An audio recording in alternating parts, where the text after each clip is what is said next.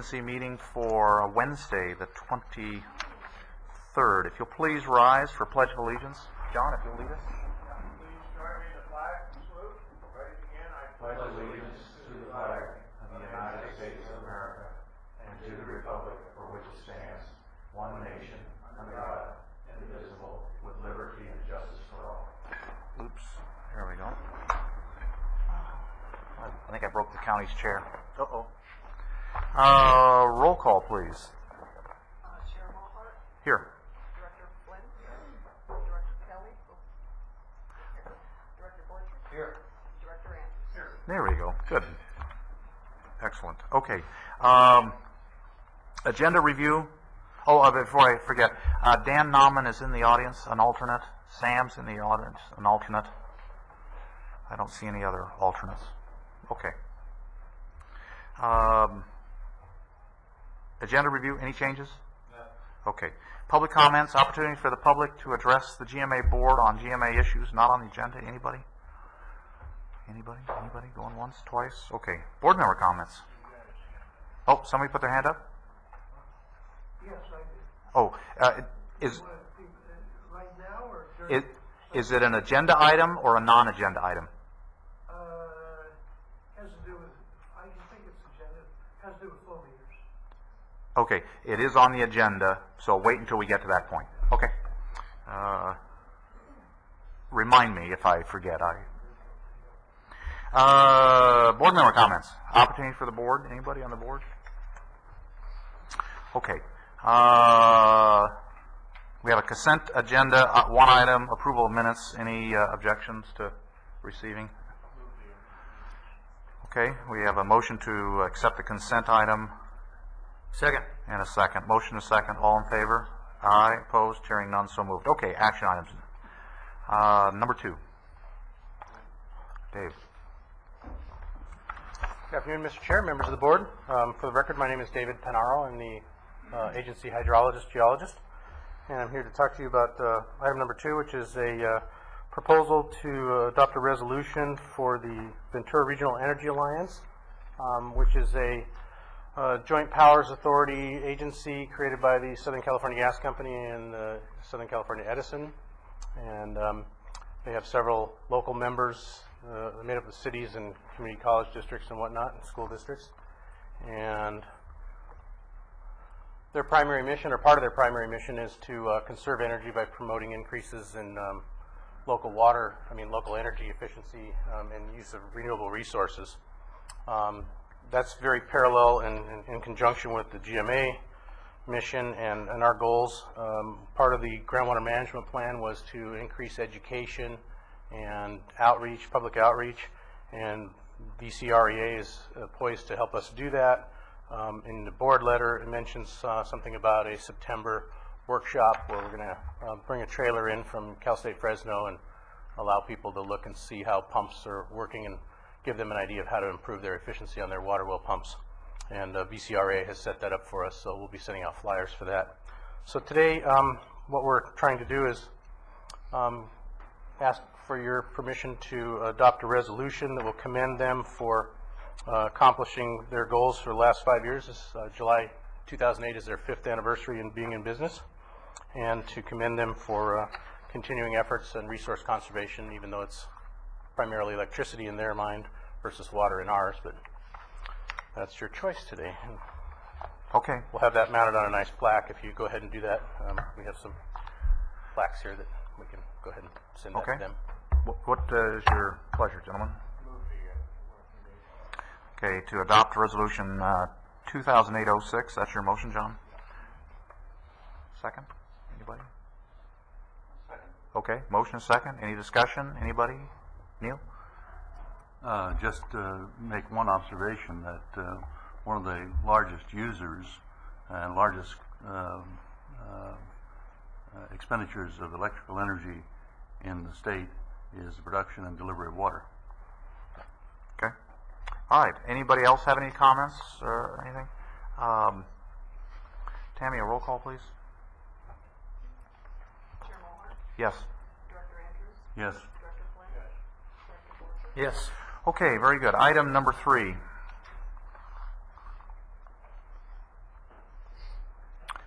Where is Gerard? We lost Gerard. Let's go to item number 4. Call Gerard and find out if he's lost in the building. Lost in space. Ah, there he is. Ding! I almost had a 2-minute meeting because I didn't have a quorum. I was going to convene, but John saved the day. He made Mr. Gerard was out trying to learn how to conserve his words. Good afternoon, Yeah. Good afternoon, Supervisor Flynn. Good afternoon, members of the board. Thank you for the kindness of not saying you could have had a 2-minute meeting but for my arrival. No. John saved the day. For the record, Gerard Kapusik with the Watershed Protection District staff to the GMA. I'm here today to present item 3. I do not have a PowerPoint, so I'll summarize.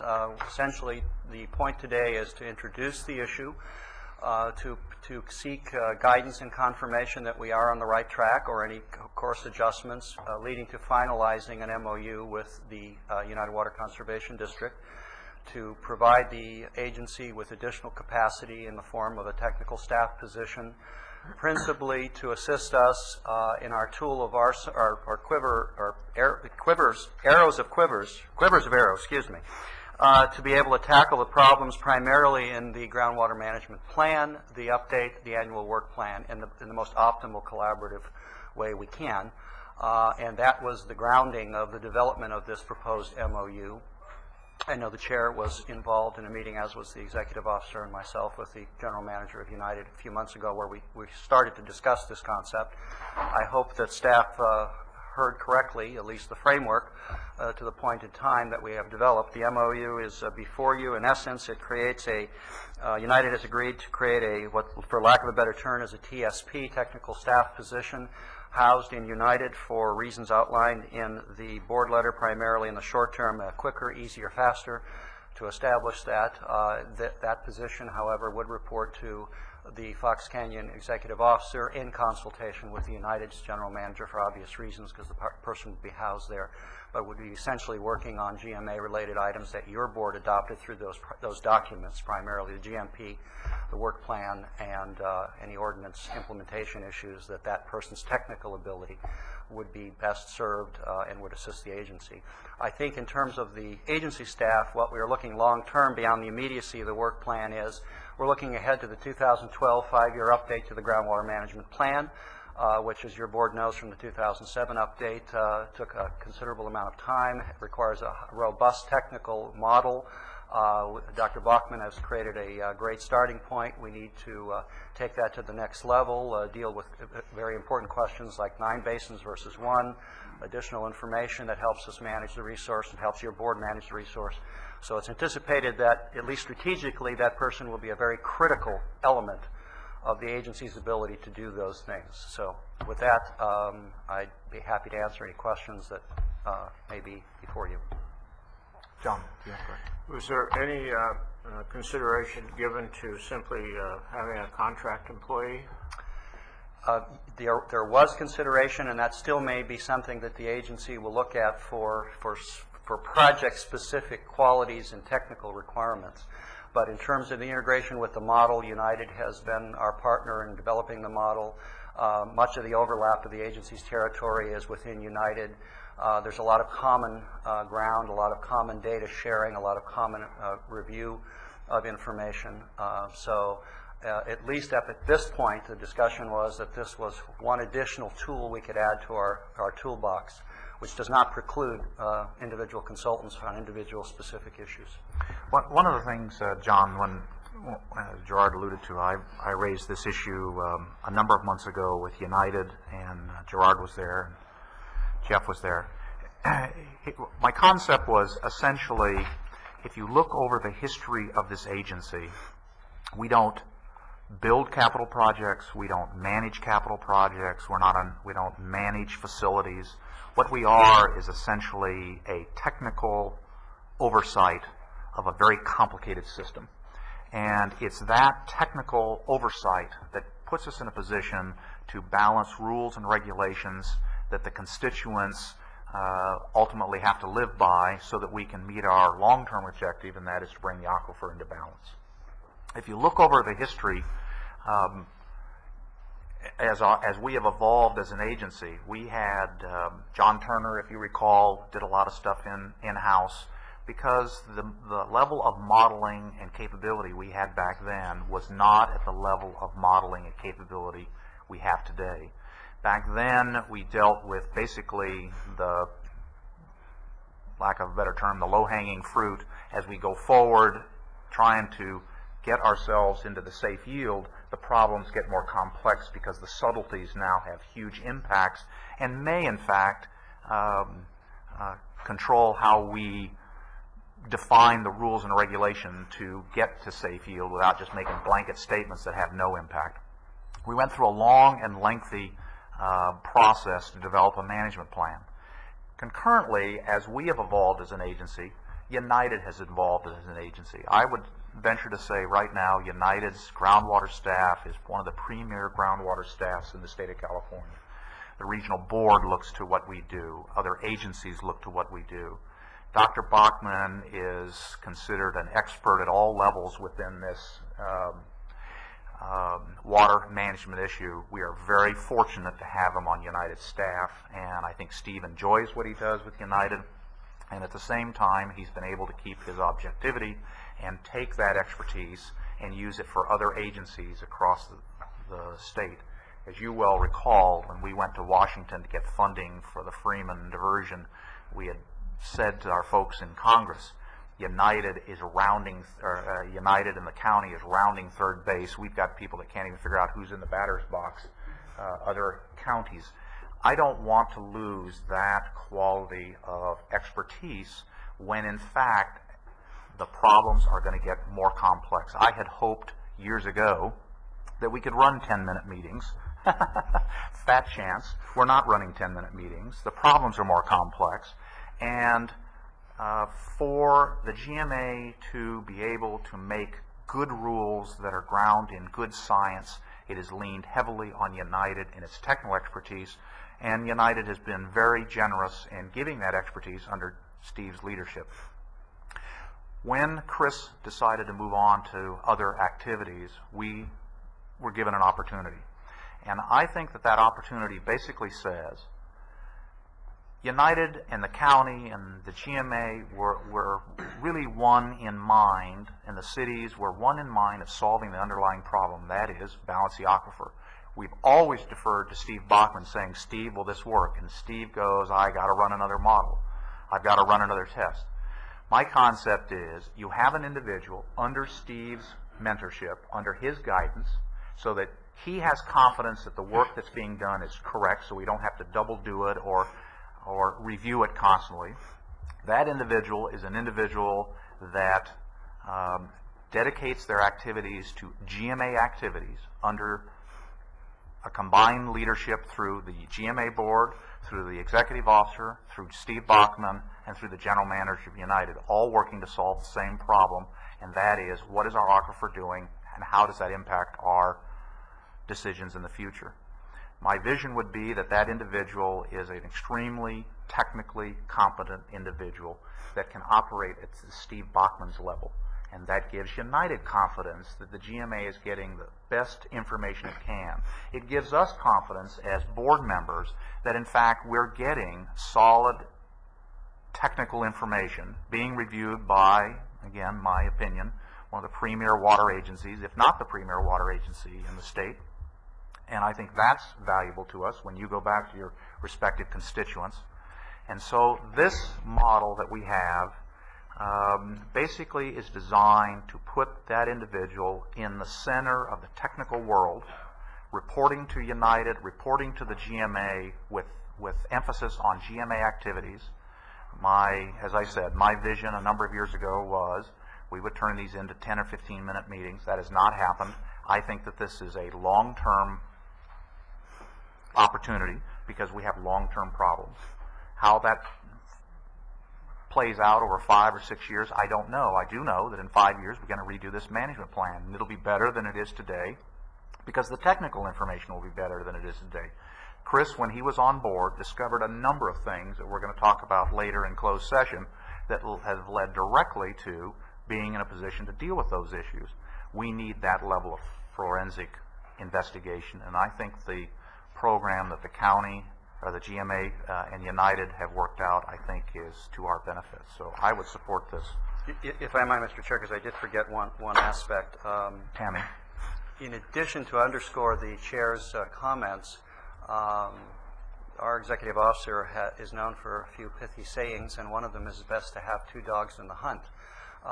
The conditions under which we're operating, in the interest of full disclosure and collaboration, is the capacity resident in the Watershed Protection District to complement and supplement has also increased since our first discussions with United about this approach. Mr. Viragutz has joined us as our groundwater manager in a different division capacity in the Watershed Protection District. We've been joined by a premier expert in water and undersurface modeling from the state of Florida. So working together, we can get the best of both worlds. And it's important that we have collaboration, but it's also important that there be some degree of creative tension on the technicality, so we're watching and working with each other. So this position gives you that option if you wish to go down that road.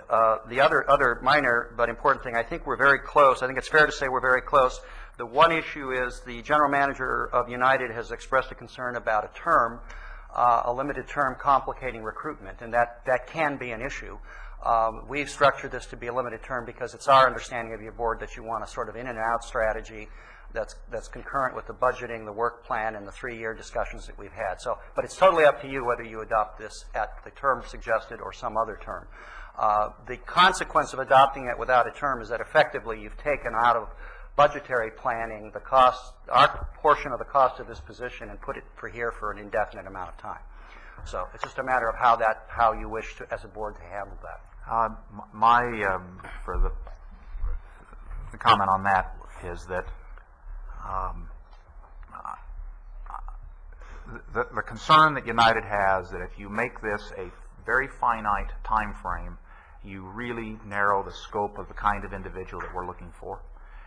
Second of all, I had hoped that these problems could be solved in 3 years. I don't think they're going to be solving problems in 3 years. I think there's going to be a recurring need to monitor and calibrate those problems.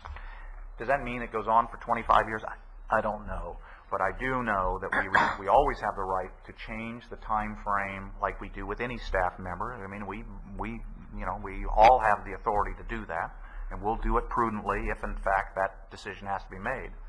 But in terms of a time frame, I think what we need to do is give this model, if the concept is valid, and that may be the first discussion, if the concept is valid, I think that model needs to put us in a position to take it out as long as we can with constant review, oversight, we never lose that authority, and put in place a technical process that supports the technical group, as part of our SAG and TAG operation. It puts in play a technical individual under Steve Bachman's leadership and allow that individual to work on our problems as long and as hard as he can until we get them solved. And as I said earlier, and John, you'll recall, having been here longer than I have, no one, I think, you guys did not envision 20-some years ago when we started this agency that we were dealing with the level of problems we're dealing with today. I don't know what the problems are going to be in the future. I do know that they're going to require a lot of technical analysis if we're going to make good public policy. And if we don't have that analysis, we will not make good public policy, and the agency will collapse under being just useless. And I think we've survived because we've done good public policy. Comments? Just one more question. Money is always a concern, and you indicate that Cayugas may wish to participate sometime in the future. Does that mean participate financially? We tried to structure the model to allow for that opportunity. So far, there hasn't been a specific offer made by them, but there may be a way that we can deal with the Las Postas groundwater management plan as well through this vehicle. So it's always amendable at some subsequent date if we have additional funding. Currently, the salary range of the position that United has recruited is topped at 83, And currently, the MOU is written to provide 50% cost sharing between the agency and United currently. So, Correct me if I'm wrong, and Mike is here, he can answer. Kiegas is helping to fund, we have a board member here, Kiegas is helping to fund some of the analysis that Steve is doing for that area. So in terms of having good constituents that recognize that you have to invest money to give us the technical answers, Kiegas has been doing that for a long time and is currently doing that with Steve. It's conceivable that if you had somebody on Steve's staff who was a GMA dedicated individual, that individual would take on some of those responsibilities, and maybe that's where the funding would come from. But no commitments have been made. Those things are all can be sorted out down the road. Anybody else? Dave. A couple of comments, and maybe this is better for United manager, but it's United's intention to hire the employee, correct? Mike, why don't you come forward? And Just does for United? the record, Oh, go Mike ahead. Solomon, currently the Chief Financial Officer for United Water. Does United think it's better to enter into some sort of a contractual arrangement with this person, or to have it be an at-will employee? Well, I think to follow up with what Chairman Mulhart was talking about is if you're going to train this person and really get them up to speed, it makes sense to make them a full-time employee. You don't want to spend a lot of time training somebody and on a contractual basis. You want somebody in there as a full-time employee that, you know, we can spend a lot of time training, make our stuff available to them, et cetera. So that would be our preference. We support the MOU as it's written, although we do recommend that the board delete the part on the 3-year term limit. That's the only issue we're concerned with. We want to get a strong person in there, and we think if we show this person that we're hiring as we go out and recruit for them, that we're making a long-term commitment. It'll help us out get the best person possible.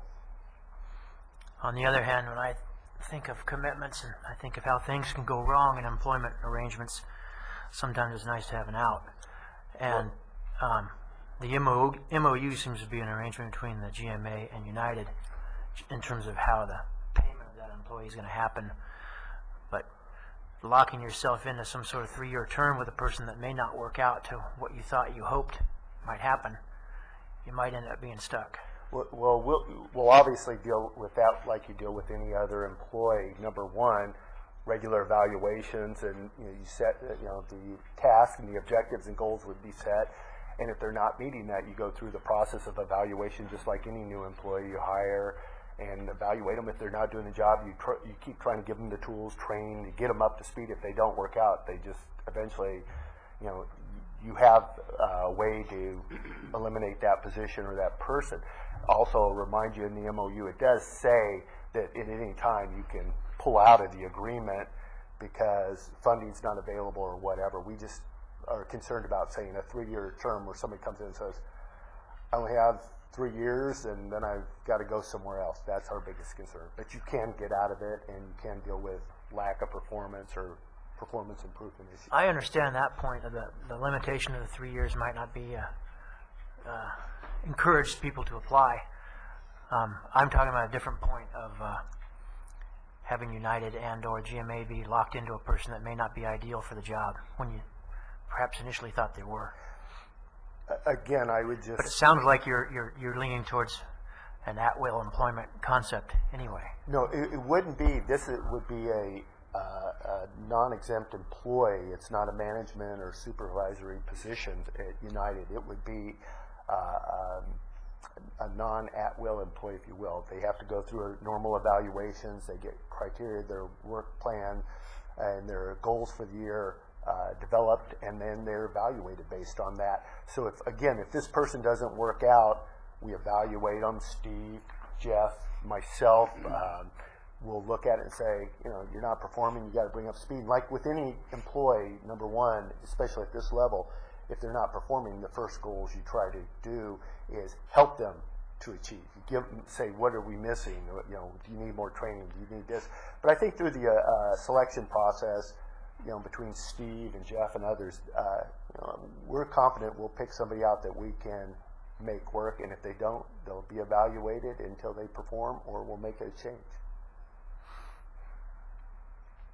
Well, that's one of my concerns, is a situation where either agency might be locked into a person that, I think my answer to that would be, there's always that risk. I would say that one of the things we did when we brought Steve on board is we at United spent a lot of time and energy staffing the groundwater staff to be the technical power that it is today. And we've had virtually no turnover. We have one of the staff members is even here. We've had a very stable, cohesive staff, all respecting each other's technical capabilities. I would venture to say, with the level of technical expertise and cohesiveness at United, I think you're going to be pretty lucky to get selected into that group. So I would hope that with United's experience of doing this for a long time, that they would not have that problem. Though I think it's a realistic question, and that's one of the reasons why staffing under United for this job, I think, is another reason why to do it. Well, here's a recommendation. If you were to pull out the 3-year term, which we think would help out a lot, all our employees, non-management or at-will employees, we put on a 9-month probation period when they first start. In the first 9 months, you know if this person's going to click, and then the 9 months, the person's not working, we don't have to go through the 2-3 years of process of, evaluating to eliminate stuff. You can make a decision just to say it's not working out. So maybe instead of the 3-year term you put in there, United will, through its normal employment practices, provide a 9-month probationary period at which time the employee would be reviewed and see if it's working out on both sides. Okay. that sounds reasonable to me, and I don't think that's unusual in any employment environment. So. Okay. All right. So Good. I had some other So that- statements. hold on, just a second. Any other board member? I mean, everybody okay with? So if we don't have to oversell it, let's find out. Neil. I guess I just want to raise the issue or question. First, I don't find the 3-year term offensive. In fact, it's evergreen. It gives you an annual renewal or an annual extension thereafter anyway. I'm not sure I find the argument compelling that it would be inhibiting in terms of hiring. This is simply an agreement about how the position gets paid for. And the extension question presumes that there is a groundwater management work plan that would require these specific tasks that continue beyond the 3 years. I don't know that that's a certainty. It may be, but it seems to me that it's asking us to forecast a workload and work characteristics beyond 3 years. I don't feel, at least, we're in a position to do. So I'm comfortable with the way the agreement is written. Thank you. Okay. All right. Anybody in the audience? I have one more real quick. Okay. It's mentioned here that that person's going to report to both GMA executive officer and United's general manager. Who's going to give the marching instructions? I could see there being just inefficiencies of who's giving the guy instructions. If I could. A lot of the things I was going to say, Chairman Mulhart already mentioned, so we won't oversell it. But we want to emphasize, United, our desire is not to, direct the policy of the GMA or anything. We're just housing that person in there. The idea would be Jeff's position would say, here are the tasks I need you to accomplish as far as your goals and objectives. And then be in our office and sit down with Steve Bachman, and Steve would say, okay, here's the task, here's the way to go after it, here's where the date is, to really mentor them to know how to get all the pieces to accomplish that. Steve and myself as general manager, we won't be saying, here's what we want you to do. That's going to be the GMA's role, is to say, here are the tasks. We're just going to help them with the tools and help them know where to look to get the stuff and how to reach the ending product. If I can be more specific, we've had a number of conversations on that. We're going to be assigning the work, laying out the expectations, doing the performance evaluations, and making any recommendations to terminate or raise the level, give these persons performance raises. So, and that's all been agreed to in all the discussions I've been. So we'll have essentially one master, but we'll be consulting the technical staff of United in order to accomplish that work. John? Yeah. You know, when you start with GMA, you're starting with a new organization some time ago, and it's an unusual experience for someone to start with a new organization. And always the philosophy has been to not build a giant bureaucracy, because that becomes very cumbersome. It's not really sometimes very effective, and so that's always been the concern of the board. But I think that the partnership, if you will, with United has been superb. In fact, GMA could not have performed everything that has been performed without United's help and assistance, and kind of like a partnership, really. And Lynn's comments about United, I've had the experience of knowing United pretty well, and it really has advanced tremendously. I think under the leadership of the board members, we have 2 board members here, and so I would say Lynn has always given us, I think, good advice, if you will, to this board. So I will move that we follow the recommended action. Okay. We have a motion.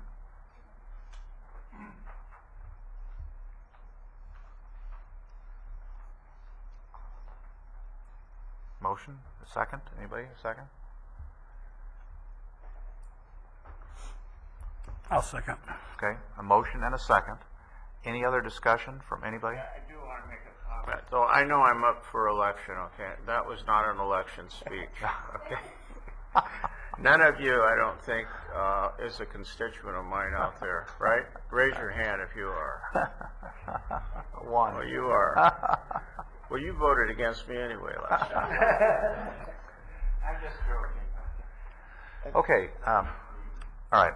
Just ask for clarification as to what was the recommended action? Is it the one that is the staff recommendation? Okay, thank you. I think, not to create a problem, but with the term or without? That was my question. Okay. Well, I would like to see it, well, I'd like to see it without a term. My understanding is that the GMA can always not fund. I mean, that's how the GMA, so if the GMA wants to say, we'll fund it for 3 years, they fund it for 3 years. But United has ongoing technical level of expertise that it has to manage for. So that individual may have to shift his activities if he's no longer doing GMA activities, and United will have to deal with that issue down the road. So it may be that it's, the GMA can make a commitment for 3-year funding, but it may mean that United is hiring a long-term individual to deal with. We had a staff member retire, so we have things that we need to do at United anyway, but from the startup, we can deal with GMA kinds of issues and tackle those with one individual under Steve's mentorship, Jeff and staff's guidance, tackle those problems, and at the end of the 3-year period, if all problems are solved and the board decides, okay, we're done funding that process, that leaves United in a position to carry that job on in some other capacity. Yeah. And I'd like to follow up with something that Lynn mentioned earlier, and that's, as you can see, the problems and the issues of the GMA are not getting simpler, they're getting more complex, and they're not going to end after 3 years. United, we currently provide our technical staff at our groundwater department basically free of charge. There was a $20,000 payment for Steve Bachman's time on the development of the GMA groundwater management plan that actually ended up costing a lot more. It was supposed to be a third, and a third cost, and it turned out to be a lot more, but the GMA wasn't asked to kick in anymore. Cayugas and United covered those. One of our concerns is if that position, after 3 years, the GMA says, well, we're not going to fund it anymore, we're committing a lot of staff time for GMA purposes. We may have to start looking at an arrangement where we charge a little of our time because we're doing a lot of work, even though there's a lot of overlap. There are issues that we're doing, the modeling for all the projects within the groundwater management plan, a lot of the technical studies as far as the seawater intrusion out of that. There's a lot of those things, so we would hope that obviously after 3 years, well, I can't guarantee anything, but I don't think problems are going to end in 3 years. There's still going to be the issues. We're going to need this expertise. Steve can't always be there. He's in court now on another issue as a special witness. We need somebody that can keep the continuity and do the work. And the other nice part about having this position for the GMA is Steve does get paid by United and Cayugas. There can be some conflicts when he has to get up here and make help you make decisions where he sort of has to be on the fence, where if it's GMA staff, Jeff can say, here's our position on it, this is how we want to do it. So we would really, the 3 years, again, we'd like to see that out just for the recruitment purposes. We understand that the GMA can, at any time, based on the way the MOU is written, can opt out of it if they can't do the funding. But we would like to see this position become a long-term employee, so that all the work that GMA is going to constantly have to do, and as it gets more technical, and in the most part, we expect it'll save you money because the county staff that supports this, obviously there are different higher cost, etc., and they don't always have the time to really get up to speed on certain things. So that we would recommend that you take out the 3-year limit and we'd go with the MOU as written. Mr. Chairman, there are several here who were at the Las Posas users group this morning, and this subject had considerable discussion. We're looking towards, in the Las Posas Valley, a more intense review of area-specific issues, even though it's part of the greater Fox Canyon problem. It has its own issues, especially with percolating water of high salt content and other things that's degrading the whole Las Posas area. And that being said, I see a lot of work which would be Steve Bachman type activities going on. The comment was made rather jokingly by Don Kendall, but I think it really was not totally tongue-in-cheek, that Dr. Bachman's recent illness perhaps should remind us that to rely totally on one individual is not always in our best interest. And so that being said, this may be the maiden in waiting for Dr. Bachman's departure in the end. And so under those circumstances, he or she could truly evolve into a pure United employee. I could see that happening should Steve have to retire or something. But in the meantime, there's going to have to be some serious modeling of the Las Posas basins. And that's going to require somebody's work. And I don't think it's United's problem, because United doesn't serve that area. So certainly Cayugas is discussed, did not come to a conclusion, their financial input. But it's part of the discussion that went on. But we were under certain time restraints this morning too, so you couldn't solve how many angels are on top of that pin.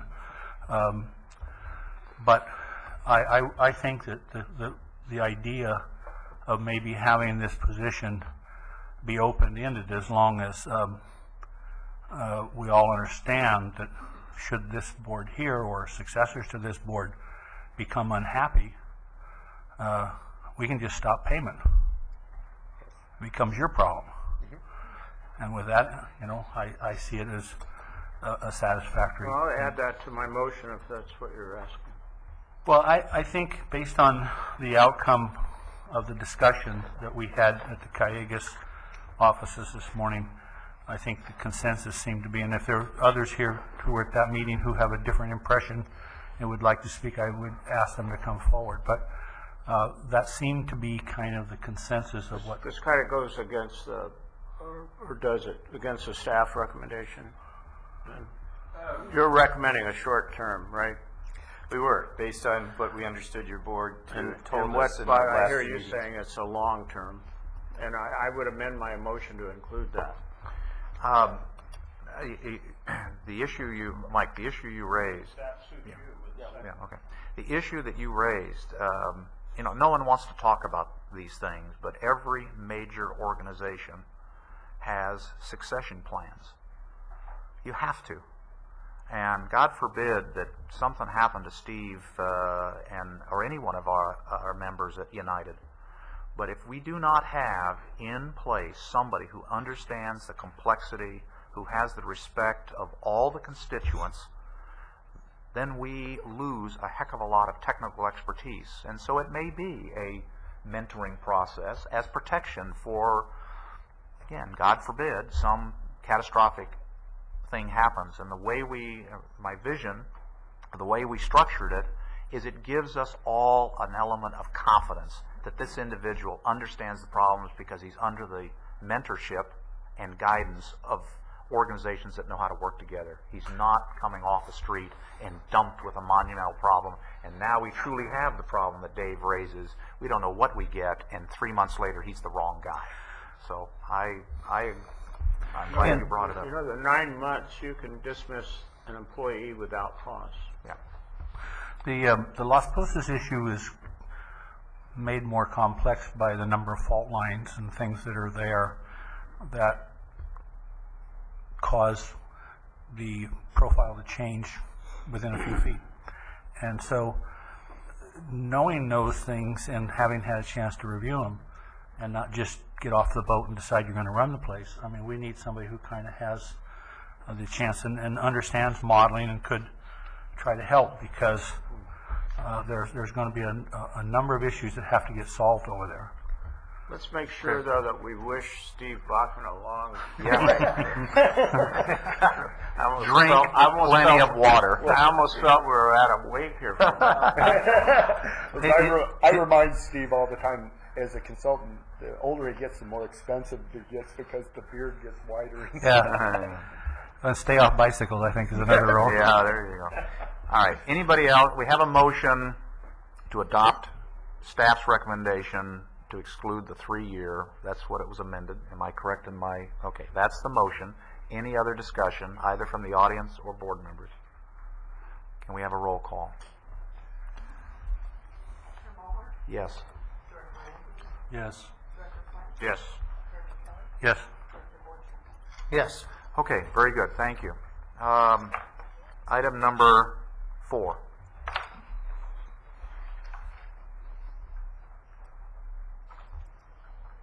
I don't want to lose Steve.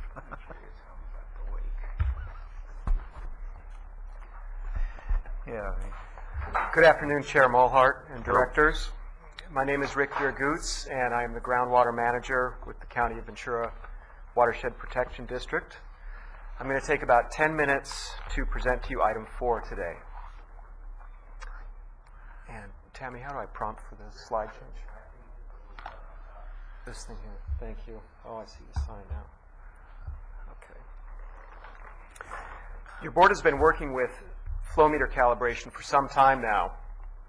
The current Fox Canyon GMA Ordinance 8.1, along with Resolution 2008-4, sets forth requirements for meter installation and calibration.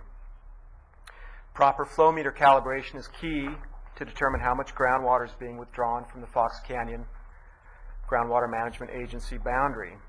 And of course, it's also important for accounting for extraction fees.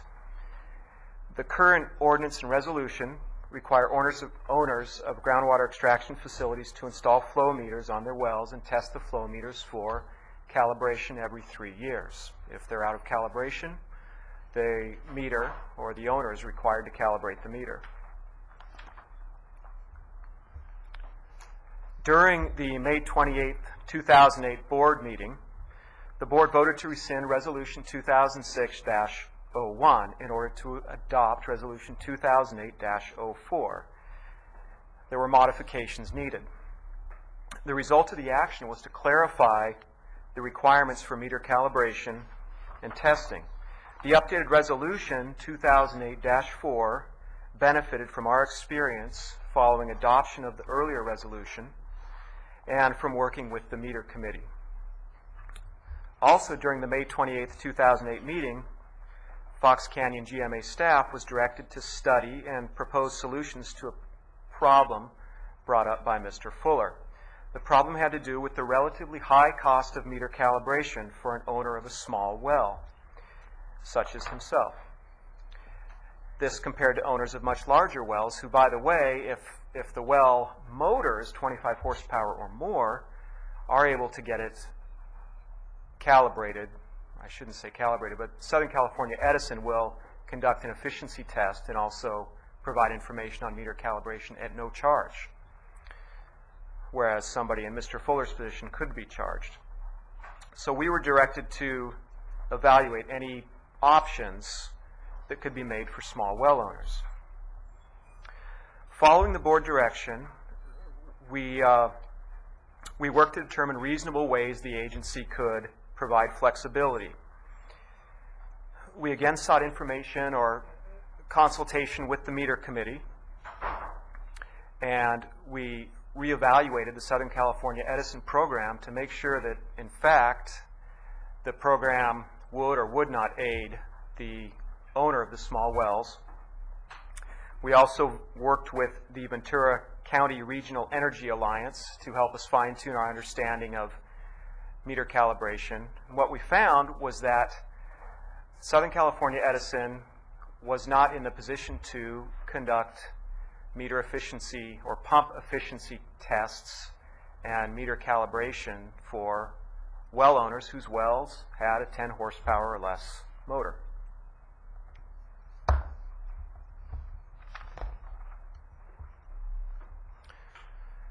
Finding that a no-cost well pump efficiency program was not feasible, Southern California Edison does not provide it, we knew that we had to make a cut, if you will, as to what constitutes an owner of a small well as it relates to meter calibration. We needed to choose a clear definition for our purpose and chose the following. An owner of a small well subject to consideration of special considerations would be somebody who owns a well with a motor less than 10 horsepower that extracts 10 acre-feet or less groundwater per year. We base this on our records of groundwater extractions, and that 10 acre-feet per year is adequate to capture the essence of Mr. Fuller's concern, and we believe that that represents small well owners. So using this definition and expanding our analysis, we learned that each owner of a small well extracting 10 acre-feet or less per year is required to pay the Fox Canyon Groundwater Management Agency a fee of $40. That's $4 per acre-foot. Scaling this value upward to reflect 125 small well owners, our assumptions, or assuming that our assumptions remain correct, the extraction fees taken in on an annual basis by the Fox Canyon Groundwater Management Agency would be $5,000. Now, if the small well owner's meter underreports actual water use, which can occur when meters fall out of calibration, they typically will report less water use, then the maximum amount of money that the Fox Canyon Groundwater Management Agency would receive would be less than the $5,000 per year. We estimated it could be 10% or $500 a year that the Fox Canyon Groundwater Management Agency does not generate due to meters that are out of calibration. So with this rudimentary calibration, it became clear that the decrease in extraction fees due to out-of-calibration meters paid to the agency may total about $500 a year. We then looked at the cost to the small well owner for meter calibration.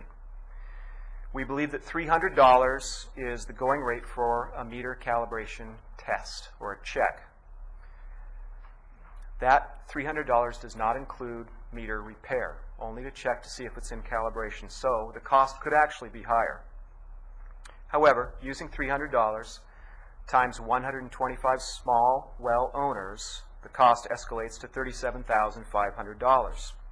So we quickly learned that the estimated decrease in Fox Canyon GMA extraction fees resulting from under-reporting water due to out-of-calibration meters was relatively small compared to the total cost to conduct a meter calibration check, $500 versus $37,500.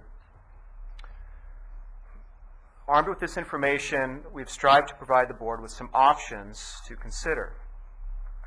Now, page 3 of the board letter has a table in it. It might be easy for you to follow along with that, but let me present to you what's in the table. It has 5 options. Number 1 is the no exemption option. Number 2 would be to waive the meter calibration testing requirements. And by the way, these options are for the small pumpers, these people that have a 10 horsepower or less motor and extract less than 10 acre-feet per year. Number 3 would be to provide a maximum $300 payment to the well owner to offset the meter calibration testing costs. Option 4 is to provide a maximum $150 payment to offset the meter calibration testing costs. And then option 5 is simply to extend the time period from 3 years to 6 years. So the owner of the well would have 6 years to comply with the requirements instead of 3.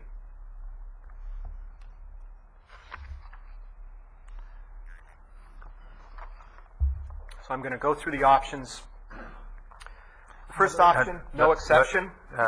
Rick, Yes. So we don't get bogged down in the details on every one of these options. Let me Okay. just, have the members had a chance to read the options? Okay, so we've read the options, all right, so we don't, so let's cut to the staff's recommendation, I believe, is to select option 2. And option 2 is to go with the assumption that a small well is defined as 10 horsepower or less and pumps less than 10 acre-feet. And that would be the correct. exemption. And that would require, they may have to reapply for this waiver every 3 years and demonstrate that they still fall into that category with no games being played, essentially, right? That they're not, it's not a sham, that Correct. they truly are. Okay. And also during that period of time, they're still paying GMA fees. So that $5,000 is not being lost. But in theory, if they were 50% off scale, it cost us $2,500 in revenue. So staff's recommendation is 2. Let me hear from the board members before I go to the public and we get some input on this, because I think we've all read through these items, and so let me focus on number 2. Comments? Any comments from anybody? Mike, you raised the issue. Yeah, well, first off, I don't favor option 2. I would prefer option 5. I think, and perhaps we can have the member of the meter committee come forward if he wishes, but the meter committee, while the statement is they were consulted, whatever, in fact feels that it's kind of overstating it to relieve totally the requirement that the meter ever be tested. So that gets back to what I sort of proposed to Mr. Hubner at the last monthly meeting, more that we just, extend the life of the report. But there came to be a couple, 3 other things that I want to bring in to it, and that one is that I think you give a little, take a little. I would like to see the acre-foot as proposed today by the originator of this issue, maybe it raised to 15 acre-feet total. That would help, and that I personally would like to see this extended from 6 years to 10. That would get it down to $30 a year, and I think anybody can afford that. So the small well owners would be forced to have their meters tested at least once, so we verify that they actually are even there. And then that would have a lifespan in my world of 10 years. And the other thing that would give him another 5 acre-feet during that, because we're going to have some wet years and some dry years, which brings in then the third thing that I want to introduce, and that is that this should not apply to the owners of multiple wells. It's very easy for a large grower to happen to have one well sitting over here in the corner, and suddenly it pumps, he only pumps it once a year to keep the well active so it doesn't have to be closed. And that's less than 10 or 15 foot a year. He's going to pump it maybe one day. And that's not appropriate. I think that a multiple well owner be allowed to come under this clause. And then lastly, kind of a personal issue on all the reporting. I would like to see us eliminate the decimal points so we report to the nearest acre foot. This business of carrying it out to a thousandth of an acre foot is pretty ridiculous and lends itself to a lot of additional clerical work on a spreadsheet.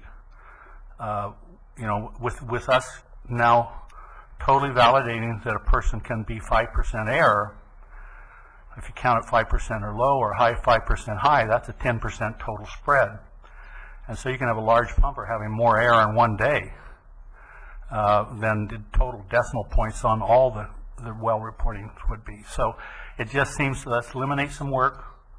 Let's not exempt people who have multiple wells and one of them being a small one. And let's give it a long enough life that it lessens the cost, and let's make everybody have it tested at least once. Okay. Comments, questions? I just have one question. You're certain, you used 125 pumpers, right? Yes, I did. That is the number. That is the number. If you use 10 acre feet. Right. If you use 15 acre feet, what does it go to? I don't have that information. Okay.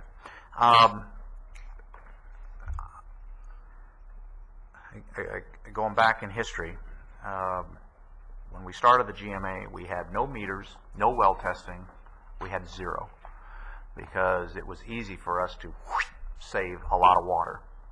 And I think we were one of the first counties in the state to put meters, require meters. And I recall Lee Miller, if you recall, argued adamantly that we ought not to get into a big, lengthy testing program. Over time, that argument has waned because the cities test their meters, mutuals test their meters all the time because of the nature of their business. And I think we've made the case that we need to have reliable, accurate information. And so I agree with Mike that at least a starting point of testing, that everybody starts with a known meter that works, is probably a good starting point. If we are going to rely on good, valuable numbers and reduce this margin of error and shrink it down so we know what our aquifer is doing, it's just one more item that we got to get our hands around. And so I would agree that I think you need to have all the meters tested. If you test a meter of 10 acre feet every 10 years, that's 100 acre feet over that period of time. On my ranch, we pump about 250 acre feet a year. You know, big strawberry grower, big deep well pump, pumping away. Compare it to Dan, I mean, I don't know how much water one of your big pumps pump, but they're pumping more than 100 acre feet a year on some of these bigger wells. So I would support extending the period of time, and in fact I've always felt that everybody get tested as a starting point, extend the period of time to ease the cost out future. I would stay with the 10 acre feet. I wouldn't go to the 15, because I think we need to get more control over the process. And we can always change that number down the road when we find out that, hey, all the little wells were well within tolerance. Okay, that's a good option. We can always change that number. It's harder to bring it back into the fold. But So I would support testing all the wells. I would support the 10-year period. That's 100 acre-feet over the 10-year period. I am concerned, I think you're absolutely correct, that there could be a shell game with mixing and matching meters and or pumps between. I mean, we had a little bit of that. Jurgen, if you recall, raised that issue a number of years ago about reporting efficiency and reporting historical, and we could have a shell game going on that process. And when we did the revamp of Ordinance 5, now Ordinance 8, we tackled that issue. So I think we need to have something in there to prevent that kind of game going on. And as far as the decimal point issue, I don't find it that big of a deal. I plug it into the calculator and it calculates it out. And the fact of the matter is the meters read those numbers. So you just write down dot and you read the number. So I don't, and if the meter doesn't read that number, then it just becomes 0, 0. I mean, but you know, so I'm not sure I want to tackle all those issues simultaneously. That last issue, I would leave it the way it is. I would support testing all the meters. I would support 10 years. I would support a 10-year program for 10 horsepower or less and 10 acre-feet less over a 10-year period. I would support all that. Number 5, then only increasing it to 10 years, right? Yeah, well, it's actually number 6. You know, because it's a combination of. Okay. And I think that's what your proposal was, Mike, essentially, right? Yeah, the only reason, Mr. Chairman, that I was proposing the 15, the 10 acre-feet came from me partially in that was the amount that was settled in the Mojave settlement, and so it's somebody else decided that before us.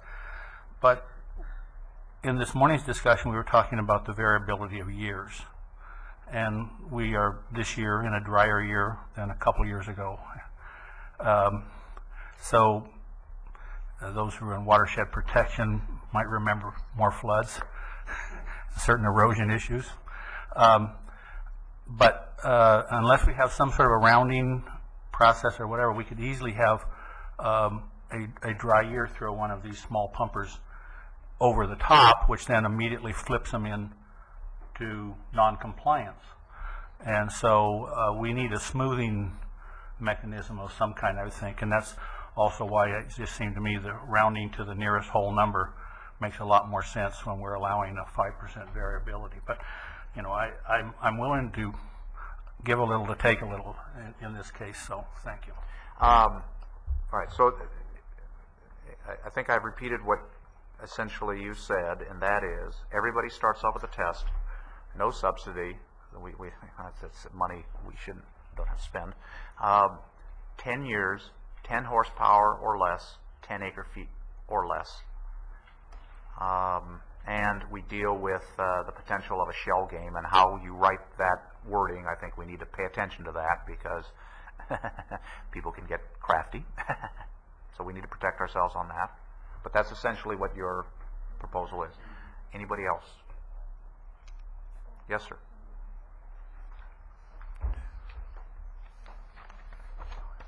Come on, Mr. Fuller, come on up, please. No, Gerard is counseling staff.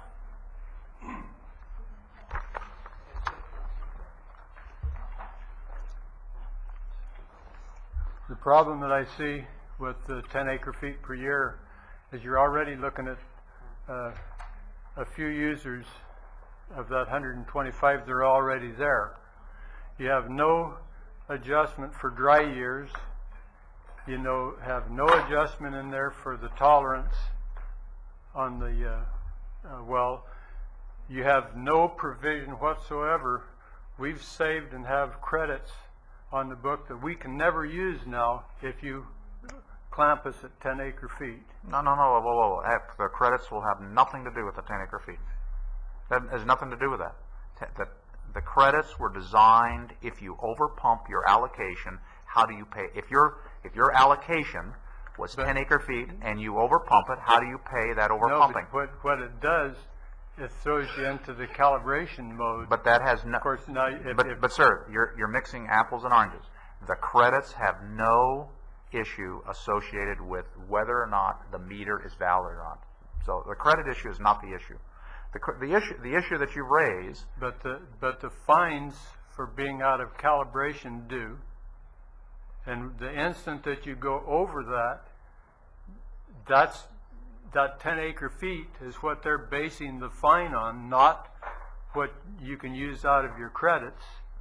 no, again, we're mixing apples and oranges. Okay, you're Okay. gonna have to explain Okay. to me how that's not gonna affect, because my meter's gonna show, say I pump 11 acre feet. Okay, all that means is that you would have to do a meter test. If your allocation is 10, if your allocation is 10, and you use 11, and you report that that was an efficient use of water, you owe no penalty. If your allocation is 10, and you use 11, and you report historical, you have to pay for that 1 acre foot. There's 3 ways to pay. You pay by giving up one of your credits. That solves the problem. You pay the $725 an acre foot. That gets rid of the problem. Or you demonstrate that you were efficient in the operation, and then you don't have to pay. So the meter testing has nothing to do with credits. The question that you've raised, and it's a valid question, and it's the one we're trying to tackle with, is that as a small pumper using your meter, you have the same bill as a pumper that pumps 500 acre feet a year, and on a unit basis, it's very inexpensive for him to do that, and for you, it's very expensive. That message, we've heard that message. That's true. Now, the question, you've raised it, the question is, how do you get through wet to dry years? It may be that a solution to that problem would be that if you have 10 horsepower or less and pump less than 10 acre feet on a moving average of 3 years or 5 years, I don't care, and less than 100 acre feet over a 10-year period, that smooths the numbers out. And it may be that we have to write it that way to get through the wet year to the dry year. I'm throwing that out as a proposal. Here's my concern. And my concern is, the assumption we're making is that a meter that is not used very much, by definition, stays accurate. And that's a little bit of the little old lady from Pasadena's car that sits in the garage for 15 years, and everybody says, oh man, this car is beautiful. No, the engine's a rust bucket. Engines need to be run, seals need to be lubricated. And it may be that meters that are used on a routine basis actually perform better than meters that don't run on a routine basis. So I'm not sure that the argument that just because you don't use a meter a lot, by definition, means it's reliable. I think the better argument is that you have a cost equal to a large pumper. We've offset that by extending the period of time. And it may be that the other way to do that is to give some total use of that meter over that extended period of time, and that smooths flow the wet to dry years. And if you go through a 10-year cycle of wet year, wet year, wet year, the money that you save by not having to pump your meter pays for that test at the end of the 10-year period, and you're net even again. If you spread,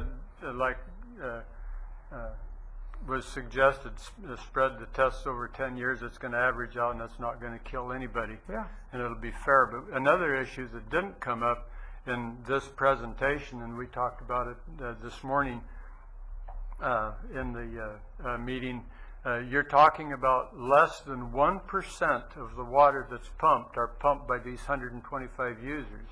And you've got 800 and some that are pumping, that have the horsepower over 10 horsepower, and the consumption is considerably different. Yeah, I understand that, but let me make my comment on that.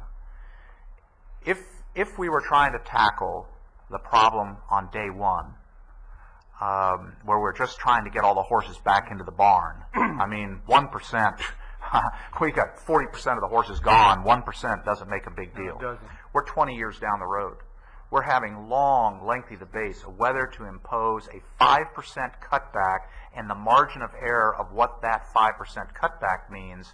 Does it really mean that we're going to save 2,000 acre feet, or is it really only going to be 500 acre? So we're actually talking about, in terms of the total water that the GMA pumps, which is about 120,000 acre feet a year, from the 160 that we started at. We've gone from 160 to 120. That 40% of the water that, or the 40,000 acres of water that we've taken out of the system, that's a big number. At that point in time, I'm not worried about the 1s and 2%. Now we're at a point in time where we have to pay attention to these small numbers because we're asking the cities to take bigger and bigger chunks, and we're squeezing the envelope bigger. We've given the ag community a release with the ag efficiency. One of the arguments that the cities have had, and they've made it loud and clear, and I finally heard it after all these years, is the meters need to be tested, and the ag community needs to test their meters, and we're doing that. Why? Because we need to get to safe yield, and we need to squeeze this percentage down. So my comment to even staff's report, 1,200 acre feet, or the number we're talking about, 1,200, if we go to 15 acre foot, if we go to those kinds of numbers, maybe we're talking 3,000, 4,000 acre feet. I don't know, because we don't know how many wells are in the 15 acre foot category. But you're now talking about the numbers that Rob Saperstein gets up and comes up before this board and says, hey, you're only talking about saving 2,000 acre feet, or you're only saving 3,000 acre feet. Well, those little numbers, accumulative, add up. So I think saving that 1% at this stage of the game, for where we are as an agency and what we're trying to accomplish, I think that's a big number. You might be right about that, but there's a lot of things that aren't even taken into consideration. Number one is how efficiently were these small users that didn't have water to waste in the first place when you establish the baseline. We had soil engineers come out before we even planted our orchard. We found out what the percolation rate was on the soil. We have sprinkler systems that there's absolutely no runoff when we irrigate.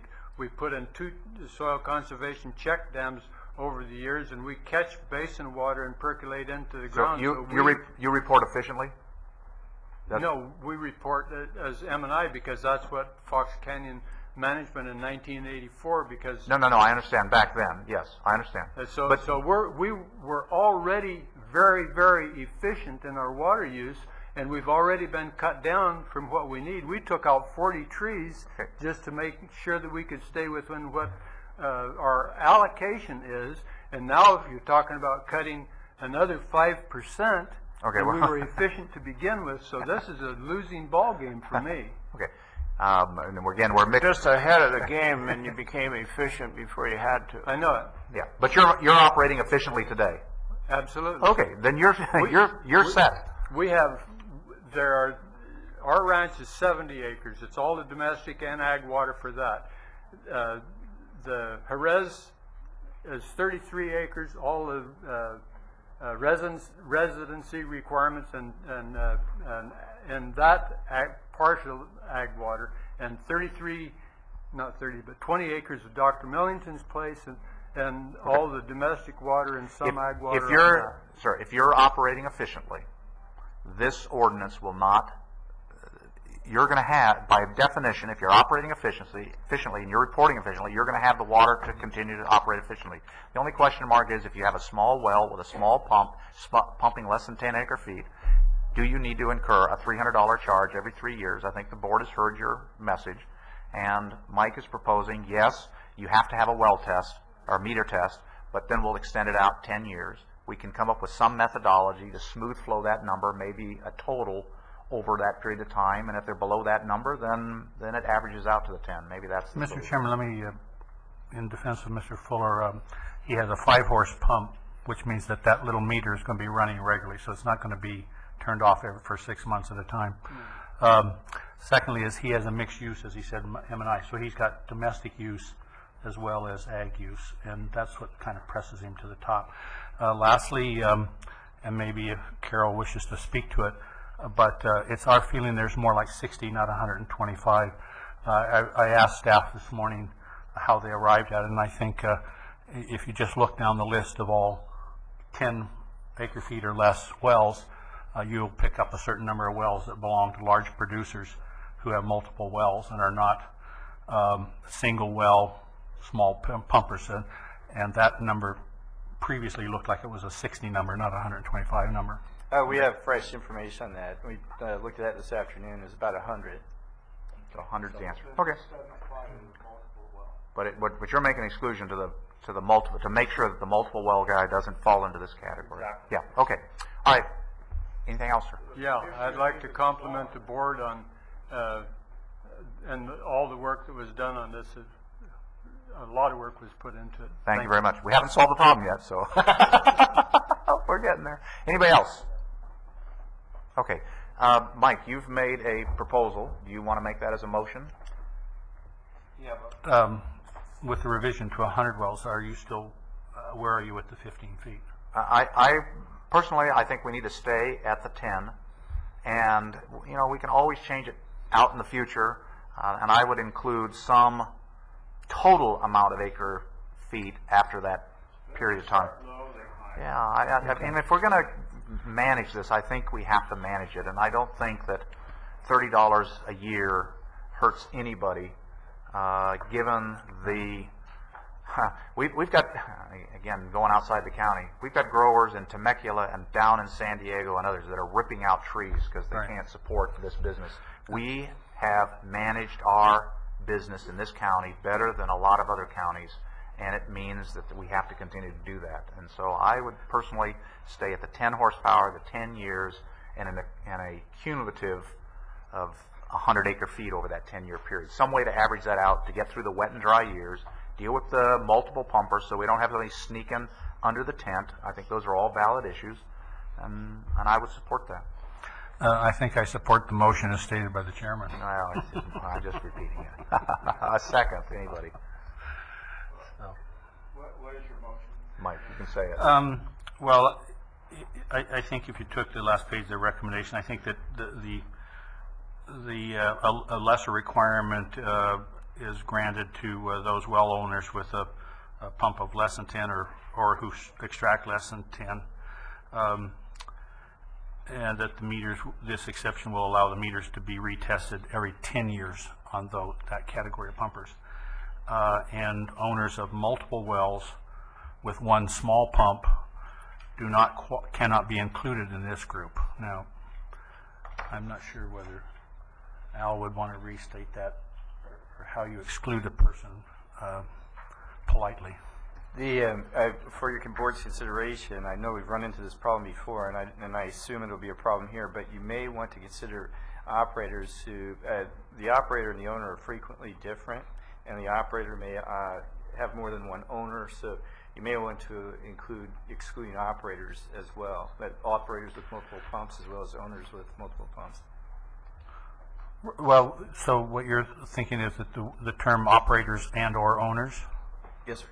Yeah, that I think is good. No matter no matter what motion we have, it should be that way. Mike, did you want to include a 10-year cumulative of 100 acre feet? Yeah, I think that the problem then you wouldn't know until the 10th year. Our wet dry cycle may have a 10-year sine wave to it, but I think it's a little tighter than that. Maybe we could have a 5-year. Okay, 5-year. 5-year averaging, I think, would be more appropriate because that will be during the life of that 10-year. Okay. Okay. Work. All right. Tammy, does that make sense? It all makes sense in some world? Al, Thank you. Given the fact that we are changing one of these, are we required to direct staff to redraft Mike's motion and then vote on it at the next meeting, or can we just plow through this today so that we're in compliance? You're not required to. It would be a matter of whether the board could agree on revised language, which is going to be a matter of trying to draft it here in open session. So if that can be accomplished, there's no what do you guys want to do? prohibition on. Well, the board always has the right to come up with another alternative. All right. So here we go again, Mike. Okay, well, let me get number 5. I don't have the copy with all their number 5 written on it, but it's right here. Right here. So the test interval will be extended to 10 years, and the group is 10 horsepower or less and 10 acre-feet or less, and it's restricted to single well owners or pumpers or the operators. Okay. And that there be a 5-year smoothing of the numbers before evaluation. Okay. What, Is that doable, Jeff? what, It's workable. let me, if you modified it to say, the testing period is 5 years, averaged over 5 years, and with demonstrated that it's in that 5 years, can be extended an additional 5. There they get their 10. With no test, and we get a chance to review it at the 5-year point to smooth it out. Is that a better deal? So that we just don't go out 10 years and all of a sudden they drop on our desk. So then it would say at the end of the 5th year, they demonstrate to staff that they're in compliance over that 5 years, and if so, then the exemption is extended for an additional 5 years without a test. Okay? Can you live with that? Oh, yes, I just want to make sure, being the slowest one in the room, that I've got this clear.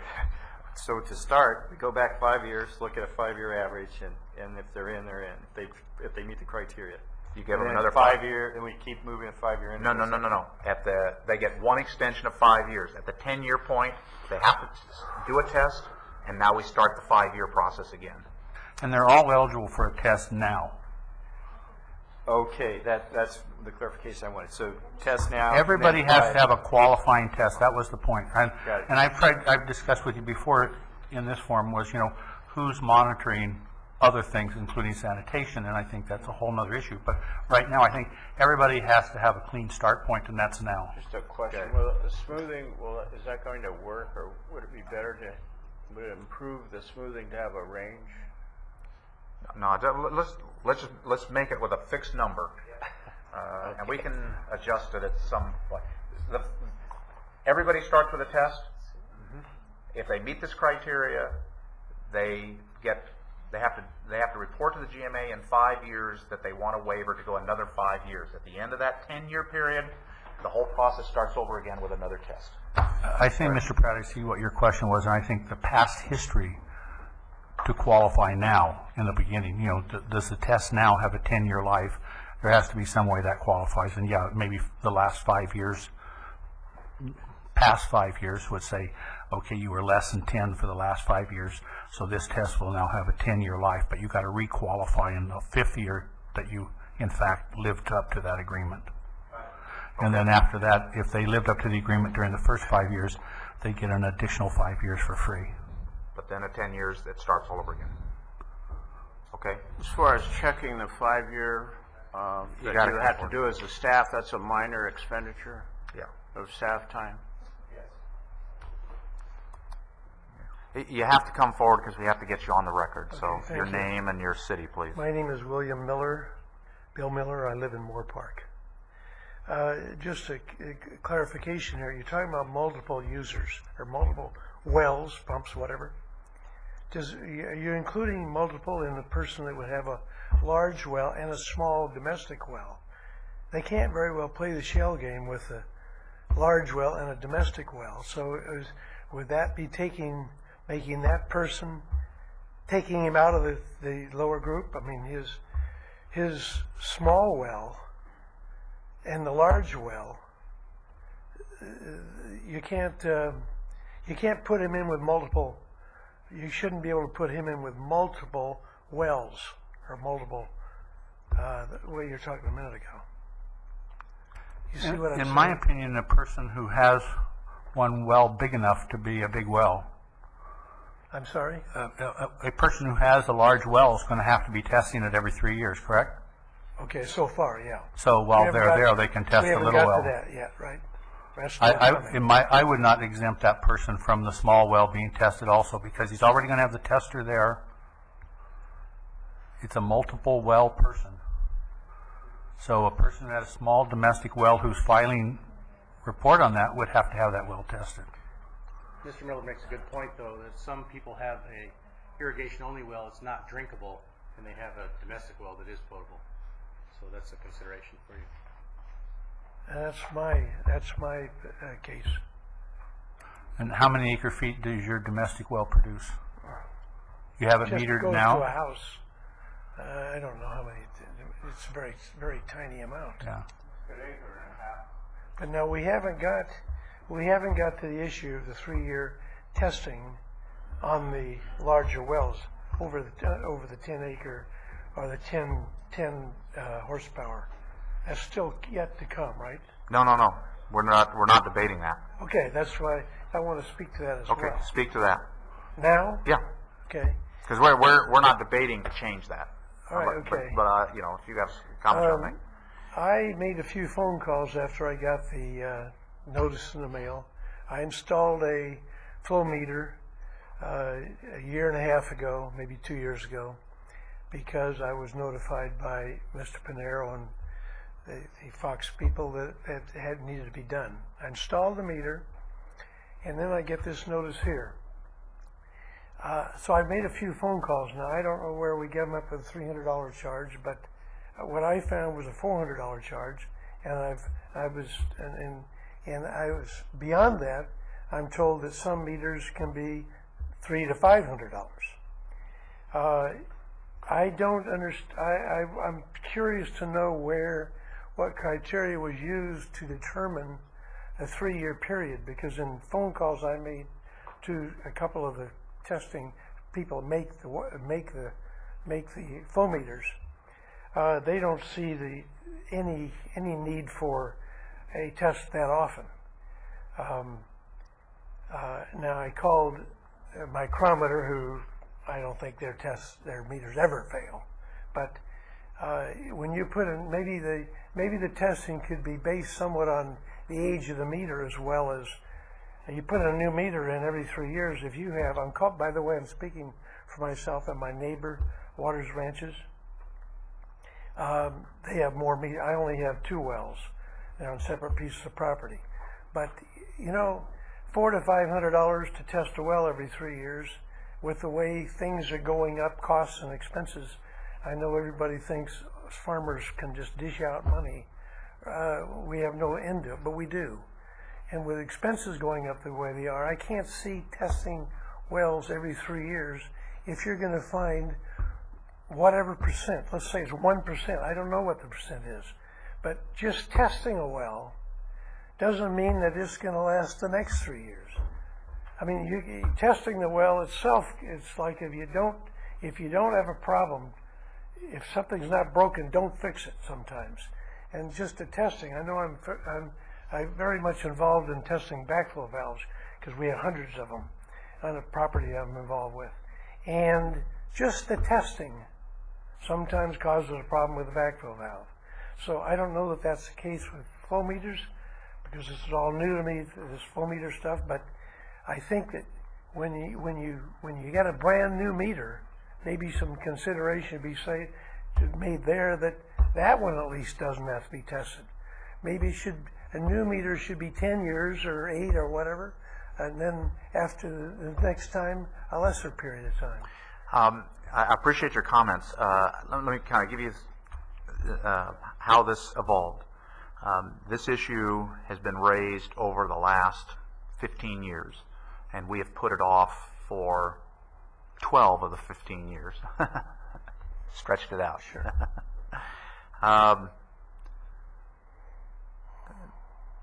We put together a well meter committee, effectively. Includes some ag folks, some M&I folks, some municipal folks, mutuals, a group of people that are in our cross-section of business. And we debated it for in excess of 2 years, ran it up the flagpole, didn't like it, ran it up again. I think we ran it up. Committee members are in this room right now, all nodding their head. Yes, we ran it. I forced them to run it up the flagpole numerous times. And after a long and lengthy debate, as we're doing today, kind of a town hall process as we've operated this agency for the last 20 plus years, we came to the conclusion that the cities, the M&I folks test on an annual basis. the ag community has not had to test in a lot of years, and that 3 years as a starting point was a fair and reasonable, considering the cost of water and the demands it's putting on our aquifer, and our charge as an agency to bring our water aquifers into balance so that we can have water forever and not be forced into some of the cutbacks that other counties are into. So the number that we're dealing with, the 3-year number, did not just come out of the blue. It came after a long and lengthy process. I can't sit here and reconstruct for you all the logic that went into that. But I can tell you that after a long and lengthy debate, this board and the folks that were here and the committee that put it together felt that 3 years was the proper number. And maybe somewhere down the road we're going to have to revisit that number. But right now, this ordinance has been in place a very short period of time. We need to have a baseline start point. We need to get that in play. And you know, 3 years out, we may have to debate it again, but right now it's 3 years, and it just didn't happen out of the blue. Okay, well, I'll accept that. Could I'd like to bring up another issue, if I might, and tell me if it's out of, and not appropriate here, and I won't continue. It's the resupply of our groundwater, has to do with that. And I keep hearing saltwater intrusion. I keep hearing cutback, and I know that across the state here, at least, there's water levels are lower, getting too low in some areas, and we're having problems. We don't have enough water. And every time we build a house or build a driveway or build a street, we're depriving our groundwater, we're cutting down the supply. And what I don't understand is why, and I don't know if this board is the one that has anything to do with it, but I don't understand why there isn't more attention paid to when we build a new house, we build a new road or whatever, we compensate, let's say, the houses. Every house that's like, take a big city like Simi Valley, every single house that's there deflects water that normally would go into the groundwater and resupply our system, keep out the salt water, so on and so forth.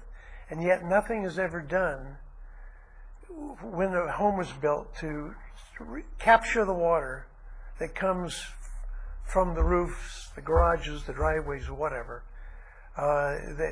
Forget the driveway, just take the roofs and the garages. All those structures should have a place for that water to go into a cistern or somewhere so that it resupplies the groundwater. Your first statement was probably the correct one. I'm Wrong not sure if place. it's the right Okay. agency. But also in this room, we have members of City Council, we have supervisors, we have members of the major cities that we represent, and those cities are the ones that permit the building of those homes and are tackling those issues. And we're not a land, a building permit per agency. So I'll have to stop you there. I don't have an answer for you in this forum. Well, thank you. Chairman, if I may intrude just briefly. Yes, sir.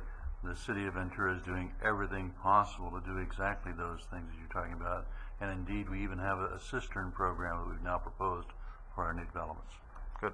Oh, So please, it's anyway, it's not this agency. Thank All right, you. well, thank All you right. for your- Could I just say one more thing before Yeah. the gentleman parts? I appreciate him coming up and speaking, and you say things such as agriculture has a hard time bearing costs, and you are correct.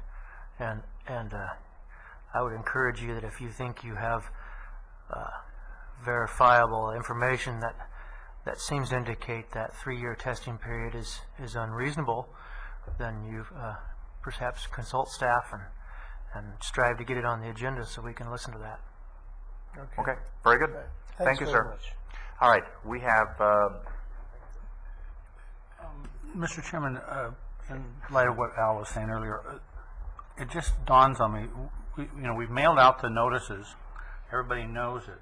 I don't think we have to pass an amended motion here today on the lifespan of this, because everybody's going to get tested. They've all been sent their notices, and all we're debating is when they get their test done, what lifespan we give it. I would suggest that staff come back to next meeting with a published motion Okay. And All right, you okay with do that? Because I suddenly dawned on me, we really don't have great need for haste here because since we are all agreeing that everybody's going to get their meter tested, then we're not exempting it. Otherwise, if we were going to pass option 2, we would have exempted a whole category from any test at all. Let's test your assumption.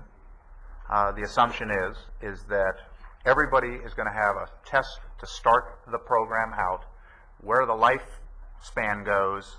If we follow Mike's recommendation, staff to redraft it per those recommendations, but everybody's going to start off with a test. Do I have agreement that that is the starting point? Yes? Yes? Okay. I have head nods. Head nods don't go in the record. What do you want me to do? If we had marbles in our head, the audience could say, yes, we heard the marbles, but I don't think I can get away with that one. Maybe the cities can do it, but not Lynn Mulhart. Oh, jeez. Hey, you got Maybe the county can do it, but not... I'm sorry, I'm getting myself in trouble. Hold on here, sir. May I announce that Steve Dr. Bachman Bachman has just entered the room. Did you pass your judicial review? You look exhausted. You finally got an attorney that took you to task. I love it. I've done cross-examination for the last 4 hours. Oh, good. Oh, God. Hold on a second. Al, what do you want me to do to memorialize the record that this board has agreed that everybody will be tested? All we're dealing with is the term of the retest and some changes to that per Mike's suggestion to staff. Well, I think the resolution will still have to be modified. So my suggestion would be to direct staff to come back at the next meeting with revised language reflecting the discussion of at today's meeting. Okay, we'll do that. And we'll just, for the record, all the members agreed that everybody will be tested. We'll vote on it formally when we see the actual language. Okay? All right. Yes, sir, real quick. Yeah, I don't think that anybody would object to all of meters being tested.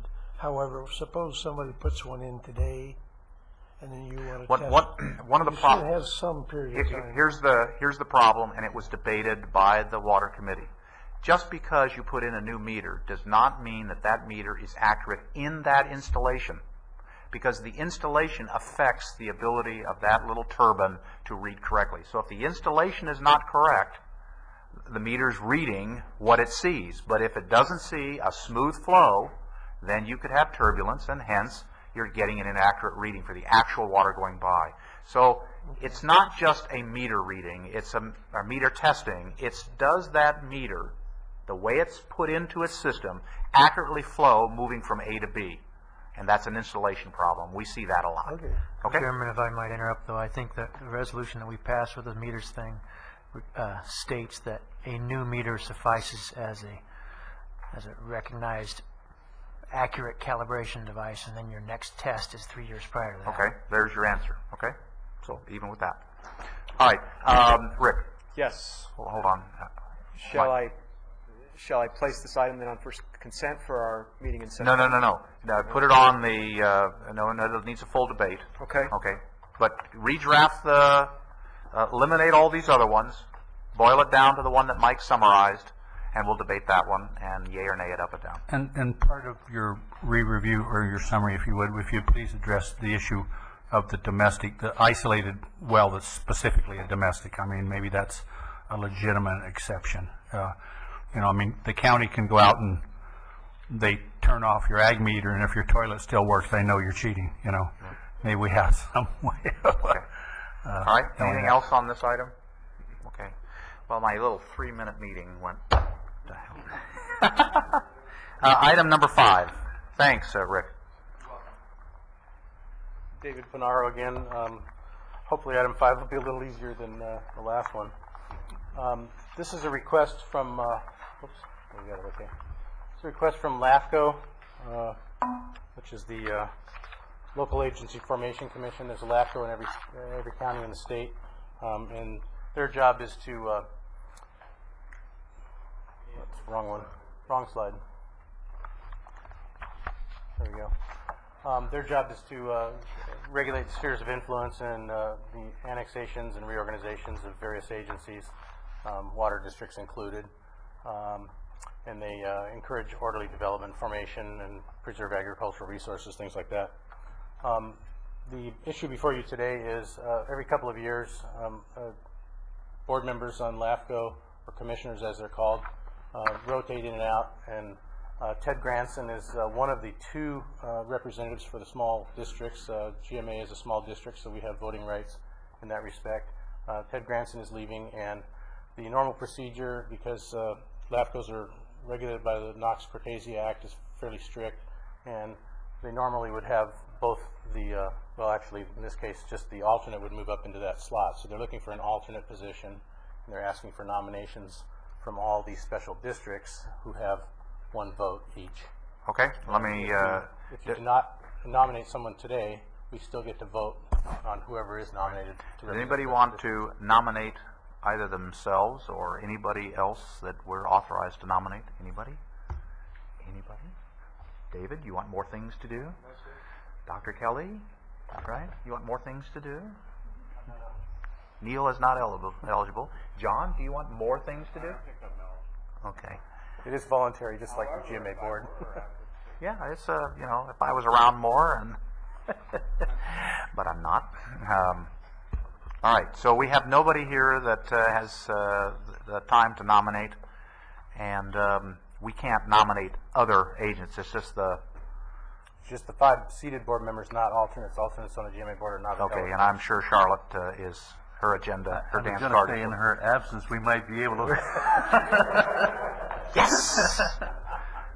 Where is the city of Ventura's representative? No, we're not going to do that.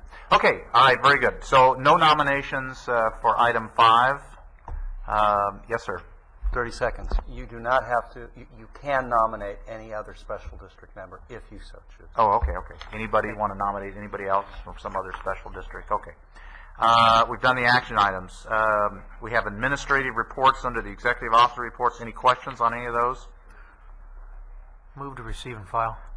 Motion to receive in a second. Any questions, comments? Anybody? Okay. All in favor? Aye. Aye. Mike, you had your hand up real quick. All right, real quick. Hey, I told you I run this thing as a town hall. I'll do this really quickly. As most of you know, Sam has been through enough of these. He's saying, get out of here. as most of you know, Dana Weishart has announced her retirement. She'll be retiring in October. The United's board has elected me as the general manager effective September 1st. So first thing I would say is next time you'll see me here as general manager. So I ask you to be patient with me as I learn. But more importantly, on September 6th, the staff at United, because we have a great love for Dana and all she's done for all of us and the great leadership, we're having a luau party at a beach house at Faria. We've sent out notices. If you haven't received a notice, contact us. What Dana wants is just a place. We're going to have a little, unfortunately it's high tide and the water's going to be right up to the wall where we're at. She wants sand. We got a bucket of sand she can stand in, tiki torches. She wants hot dogs and hamburgers. But what she wants is just people to stop by and say hi. No presentations, no anything. Just come, have a good time, visit with her and others, and leave. So that's September 6th. If you need that information, as far as the details and where, et cetera, it'll be from 2 to 6 o'clock. But come and stay as long as you want, or just stop by. She really wants to say goodbye to everybody. And I noticed it wasn't on the, and with her not here, I can say it. We had contacted everybody as far as we know. The GMA board, it doesn't meet in August. In September 11th is United's board, her last meeting where she will be there. We've invited people that are agencies that want to do presentations to her. Chairman Mohart's obviously on our board, but if you want to have anybody come to that meeting, that's going to be the meeting where we're going to do presentations for Dana and say goodbye to her. So that's September 11th. And we certainly encourage anybody to come to the September 6th. It's going to be fun. The staff's having a lot of fun putting it together. Okay, thanks, Mike. All right, anybody else? We're going to adjourn to closed session. Is that correct? Yes, And following closed session, that is for purposes of discussing one anticipated litigation matter pursuant to subdivision C of Government Code Section 54956.9. following a closed session, we'll reconvene to report out that the board will essentially take no action. Is that the correct thing to say? Do we have to reconvene in open session real quick, like we've done in the past? Yes, but I don't anticipate any announcement being made. Okay, out of closed all right, session. everybody? Okay, meeting's adjourned.